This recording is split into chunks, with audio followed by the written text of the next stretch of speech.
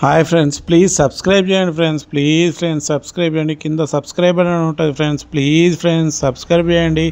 Okay friends, ఈ వారం ఎవరైతే ఎలిమినేషన్ దగ్గరగా ఉన్నారో వాళ్ళకి సంబంధించిన వివరాలు, ఎవరు టాప్లో ఉన్నారో వాళ్ళ గురించి, అంతేకాకుండా ఎవరికి ఏ విధంగా ఓటింగ్ జరుగుతుంది ఇప్పటి వరకు, ఈ నిమిషం నేను అప్లోడ్ చేసే వరకు ఎవరికి ఏ విధంగా ఓటింగ్ ఉంది, ఏ విధంగా ఓటింగ్ జరిగింది అనేది, వాళ్ళ ఓటింగ్ శాతం ఎంత అనే దాని గురించి కూడా మీకు తెలియజేస్తా. ఎవరైతే ఎలిమినేషన్ జోన్లో ఉన్నారో, ఎవరైతే టాప్లో ఉన్నారో వాళ్ళ గురించి కూడా తెలియజేస్తా ఫ్రెండ్స్. ఈరోజు నేను వాళ్ళ ఎలిమినేషన్ అయ్యే వ్యక్తి గురించి ఈరోజు మ్యాక్సిమం చెప్తా, కానీ రేపు మార్నింగ్ పెట్టే వీడియో ఫైనల్ వీడియోలో ఎవరైతే హౌస్ నుంచి వెళ్ళిపోతారో వాళ్ళ వీడియో పెట్టేస్తా. ఖచ్చితంగా 100% వాళ్ళ హౌస్ నుంచి వెళ్ళిపోతారు. ఎందుకంటే ప్రతి వీక్ నేను ఎవరి పేరు చెప్తున్నా వాళ్ళు ఖచ్చితంగా హౌస్ నుంచి వెళ్ళిపోతారు. కావాలంటే మీరు చెక్ చేసుకోండి ఫ్రెండ్స్. ఇంతవాడికి ఏ వీక్ కూడా నేను చెప్పినది ఒక్కటి కూడా రాంగ్ కాలేదు. నాది ఏదైనా మా సర్వే వచ్చేసి కరెక్ట్గా ఉంటుంది, ఎక్కడ ఫ్రాడ్ ఉండదు. ఓకేనా ఫ్రెండ్స్, ఏ విధంగా ఓటింగ్ జరిగిందో ఒక్కొక్కరికి ఎవరు టాప్లో ఉన్నారో మొదట చూసుకుందాం. కళ్యాణ్ దరిదాపుల్లో మ్యాక్సిమం, ఇంతకుముందు తనుజ దరిదాపులో ఉండేది, కానీ తనుజ ఓటింగ్ చాలా డ్రాప్ అయిపోయింది కళ్యాణ్తో పోల్చుకుంటే. కళ్యాణ్ వచ్చేసి టాప్లో ఉండు, ఇప్పుడు 33% ఓటుతో ఉండు. తనుజ వచ్చేసి 25%తో ఓటుతో ఉంది. కళ్యాణ్ వచ్చేసి 33%, తనుజ వచ్చేసి 25%తో తేడాతో ఓటింగ్ ఉంది. వాళ్ళిద్దరి మధ్యలో ఓటింగ్ వచ్చేసి 8% తేడా ఉంది. పోయిన వీక్ వచ్చేసి తనుజకి పవన్కి ఏ విధంగా అయితే తేడా ఉందో ఓటింగ్లో, అదేవిధంగా ఇప్పుడు తనుజకి పవన్కి తేడా ఉంది. కానీ ఇక్కడ టాప్ 1లో కళ్యాణ్ ఉండు, టాప్ 2లో వచ్చేసి తనుజ ఉంది. ఎందుకంటే ఎప్పుడైతే పవన్ సాయి అయితే హౌస్లోకి ఎంటర్ అయ్యిండో సండే రోజు, అభిమానులు, తనుజ అభిమానులు ఏం చేశారు, పవన్ సాయి గురించి తెలుసుకుందాం అని చెప్పి ఆయన గురించి ఎంక్వైరీ చేయడం మొదలుపెట్టారు. యూట్యూబ్లో అయితేంది, బయట ఏంది, ఏదో విధంగా సోషల్ మీడియాలో అయితేంది ఎంక్వైరీ చేయడం మొదలుపెట్టారు. దానివల్ల ఆయనకి మ్యారేజ్ అయిపోయింది, విడాకులు అయిపోయినాయి, తనుజ వల్లనే విడాకులు అయినాయి అని ఒక న్యూస్ యూట్యూబ్లో ఉండడం. అంతేకాకుండా ఈమె పెళ్ళైన వ్యక్తిని లవ్ చేసిందా అని చెప్పి ఇప్పటివరకు ఆమెను అభిమానించే అభిమానులు కూడా ఆమె మీద వ్యతిరేకంగా ఉండడం, ఆమె మీద ఉన్న ప్రేమ అనేది తగ్గిపోవడం, ఆమె మీద ఉన్న నమ్మకం సడిలిపోవడంతో ఆమెకు ఓటింగ్ శాతం కూడా తగ్గిపోయింది.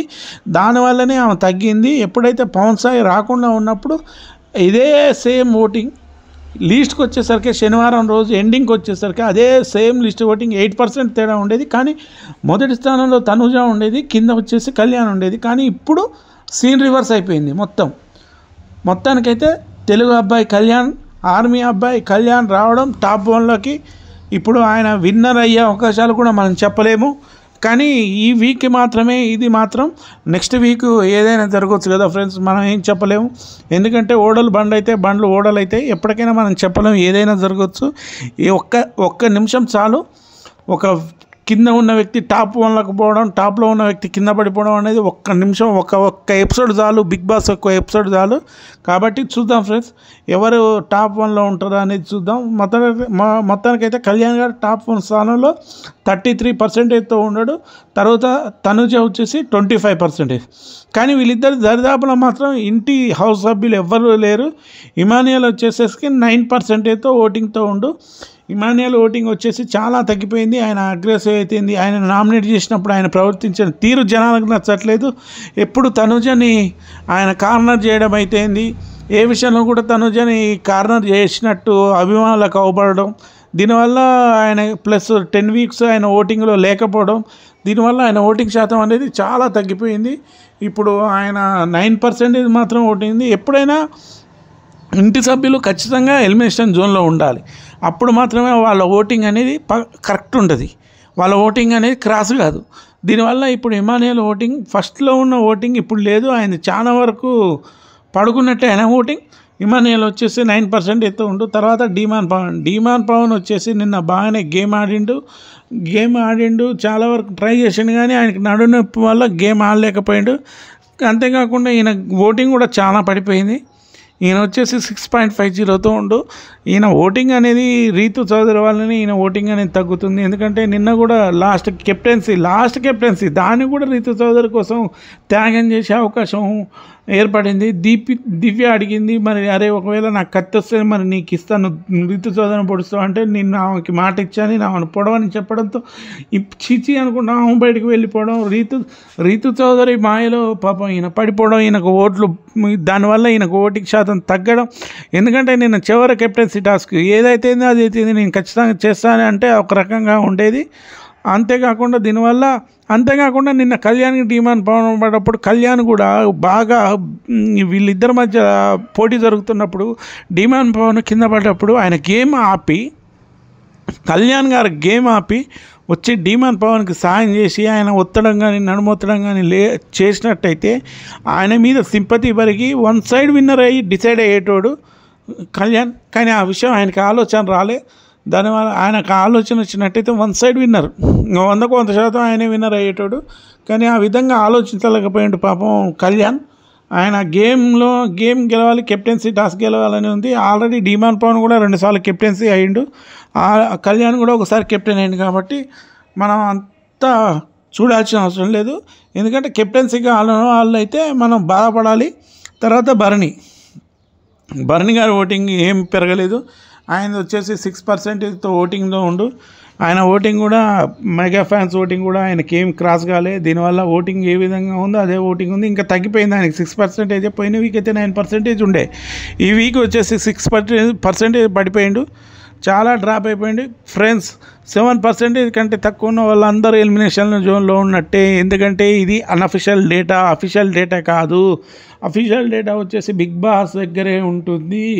మన డేటాకి వాళ్ళ డేటాకి 1% తేడా ఉంటుంది, ఎక్కువ తేడా ఉండదు. కాబట్టి 7% కింద ఉన్న వాళ్ళు ప్రతి ఒక్కరు డేంజర్ జోన్లో ఉన్నట్టు. ఎవరైనా ఎలిమినేషన్ కావచ్చు, కింద ఉన్న వాళ్ళు ఎలిమినేషన్ అవుతారు అనుకుంటే చెప్పలేము. ఎందుకంటే వాళ్ళకి మనకి 1% తేడా ఉండొచ్చు. ఆ పర్సంటేజ్ కింద ఉన్న వాళ్ళకి ఎక్కువ ఉండొచ్చు, పైన ఉన్న వాళ్ళకి తక్కువ ఉండొచ్చు. కాబట్టి మనం అనేది డిసైడ్ చేయలేము. కాకపోతే రేపు మార్నింగ్ మీకు ఖచ్చితంగా చెప్తా, డ్యామ్ షూర్ ఎవరైతే ఎలిమినేట్ అవుతారో వాళ్ళ పేరు ఖచ్చితంగా చెప్తా. మొత్తానికైతే డిమాండ్ పవన్ వచ్చేసి, ఈ భరణి గారు వచ్చేసి ఈ పరిస్థితి 6% అయితే ఉండదు. తర్వాత సుమన్ శెట్టితో నిన్నటితో పోల్చుకుంటే ఈరోజు ఓటింగ్ పెరిగింది ఫ్రెండ్స్. సుమన్ శెట్టికి ఓటింగ్ కొద్దిగా పెరిగింది, చాలా వరకు పెరిగింది. Bharani voting Suman Shetty voting same ఉంది, 6%తో వాళ్ళు కూడా ఇద్దరు. కాబట్టి అంటే పెరిగింది. కానీ ఈయన సేఫ్ జోన్ అంటే సుమన్ శెట్టి గారు ఖచ్చితంగా చెప్పలేము. ఎందుకంటే ఈ వీక్ ఆయన కూడా వెళ్ళిపోవచ్చు. అంతేకాకుండా ఈ వీక్ డబల్ ఎలిమినేషన్ ఉండొచ్చు. ఎందుకంటే పోయిన వీక్ ఎలిమినేషన్ కాలేదు కాబట్టి ఈ వీక్ డబుల్ ఎలిమినేషన్ ఉండొచ్చు. దానివల్ల ఒక లేడీని ఒక జెంట్స్ని పంపించదలుచుకుంటే సుమన్ శెట్టిని దివ్యాని పంపించవచ్చు. కాబట్టి చూద్దాం ఎంతవరకు అనేది చూద్దాం ఫ్రెండ్స్. సుమన్ శెట్టి గారు వచ్చేసి 6%, సంజన గారు వచ్చేసి 5.50%తో సంజన గారు ఈమె ఓటింగ్ అనేది రీతు చౌదరితో మాట్లాడిన విధానం అయితేంది, ఆ విధంగా అగ్రెసివ్గా మాట్లాడడం, వాళ్ళిద్దరి యొక్క బంధాన్ని బహిర్గతం చెప్పడం, ఒక వాళ్ళ వ్యక్తిగత అభిప్రాయంలో వేలు పెట్టే అభిప్రాయం ఎవరికి లేదు. వాళ్ళది అది వాళ్ళిద్దరి నిర్ణయం, అది వాళ్ళిద్దరి ఇష్టం ఉన్నట్టు ఉంటారు. ఈమెకి అనవసరం ఒక థర్డ్ పర్సన్ వాళ్ళ విషయంలో జోక్యం చేసుకోవాల్సిన అవసరం ఉండదు. కానీ ఈమె జోక్యం చేసుకోవడం వల్ల ఈమె మీద ఈ సింపతి అయితే పెరిగింది. అందువల్ల సంజన గారికి మొన్న వరకు ఓటింగ్ మంచిగానే ఉంది, ఓటింగ్ చాలా వరకు తగ్గిపోయింది. తర్వాత దివ్య 5%తో లాస్ట్ ప్లేస్లో ఉంది ఫ్రెండ్స్. 99% అయితే ఖచ్చితంగా దివ్య గారు ఎలిమినేట్ అవుతారు ఖచ్చితంగా. ఎందుకంటే పోయిన వీక్ ఎలిమినేట్ అయ్యారు, ఈ వారం అయితే ఖచ్చితంగా దివ్య ఎలిమినేట్ అవుతుంది. ఒకవేళ ఇన్ కేస్ డబుల్ ఎలిమినేషన్ ఉంటే మాత్రం సంజన అయినా దివ్య అయినా లేకపోతే సుమన్ శెట్టి అయినా దివ్య అయినా వీళ్ళ ముగ్గురు మధ్యలోనే ఉంటుంది మ్యాక్సిమం. చూద్దాం ఫ్రెండ్స్ ఎవరిది ఎట్లుందో అనేది రేపు మీకు మార్నింగ్ వీడియో పెట్టేసా. Okay friends, please subscribe my channel.